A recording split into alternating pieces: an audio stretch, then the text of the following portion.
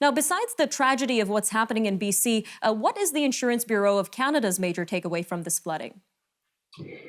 Well, for quite a while now, British Columbians have been relatively spared from the impacts of our changing climate.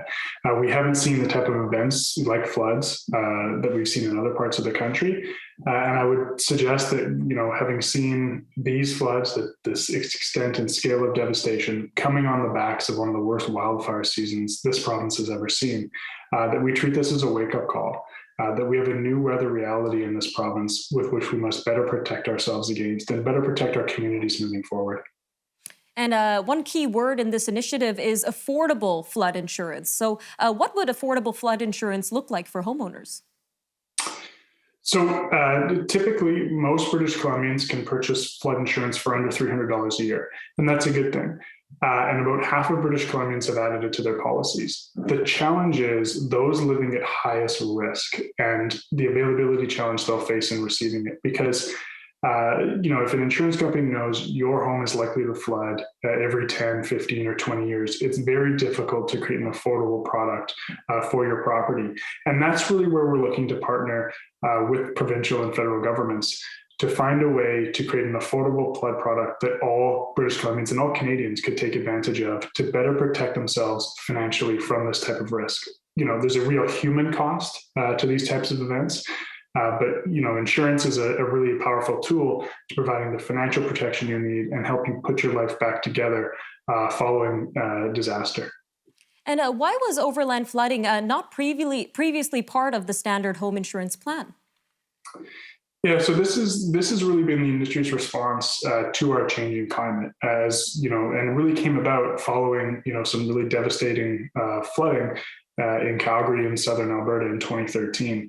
And it was the incidents, the increased frequency of those types of events that the industry recognized the financial toll that was having on Canadians and looked to respond to. And so in 2015, the industry began to offer overland flood coverage. It wasn't previously available, and it's not included in your standard home insurance policy. It is optional. It is new, so roughly half of Canadians have it and have already added it to their policies. Again, as these types of events happen more and more frequently, we hope it's something that Canadians will increasingly look to as an idea to help to improve their financial resilience from flood moving forward. And we mentioned it might be a little difficult for those living in high-risk areas to get this kind of coverage. What would be the solution for these individuals here? Well, it's really going to take a holistic, whole-of-society approach to address this. If we don't do something to address the risk itself, whether government partners, subsidizes, what have you, isn't going to be sustainable over the long term. And so when we think about how do we protect ourselves from flood moving forward, we're going to have some frank conversations around land use, around where we're building in future, and also, frankly, where we have built to date that we may need to think about strategically pulling out of. Those are difficult conversations. We're going to have to redouble our efforts to better protect our communities moving forward from things like floods. And that's going to require increased investment in mitigation and adaptation measures. But one thing is clear, is that the frequency and intensity of severe weather events, floods, rainfall, what have you, is increasing. It's increasing quite dramatically. And we need to treat this as a wake-up call to improve our resilience to those. Flood insurance is one piece to that puzzle. There's a real human cost here as well. And we really need to make sure that we're doing all that we can to understand this risk and to protect our communities and our families against it moving forward.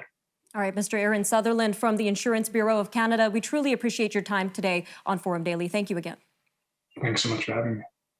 We'll be right back after the break with a look at the world of crypto. And of course, more news from around the world after that. So stay with us. We'll be right back after a short break.